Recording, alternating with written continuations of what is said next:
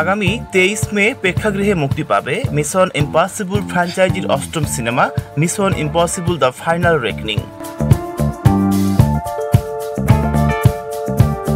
কানে ছিল ছবির ফটোকল, সেখানে হাজির হয়ে যেন উৎসব জমিয়ে দিলেন টম ক্রুজ। কানে খোশ মেজাজে পাওয়া গেল টম ক্রুজকে, হাসি মুখে নানা ভঙ্গিতে পোজ দেন ছবির জন্য।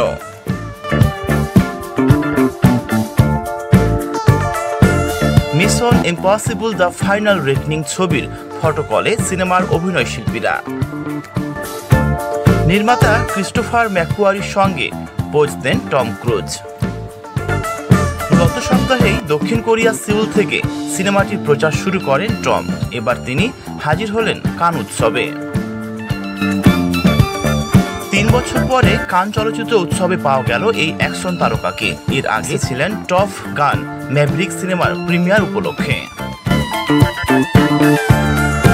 তারকাবহুল Mission Impossible the final reckoning cinema Tom Cruise ছাড়াও আরও আছেন হেইলি অ্যাটওয়েল, সাইমন পেগ সহ আরও অনেকেই।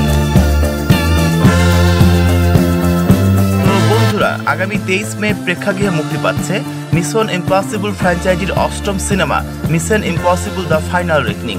সিনেমাটি দেখার অপেক্ষায় আপনি আছেন কি? অবশ্যই জানিয়ে কমেন্ট করুন আমাকে। ভালো থাকবেন সবাই সবসময়। দেখা হবে নেক্সট কোনো ভিডিওতে। আজকের মতো এ পর্যন্তই। আল্লাহ হাফেজ।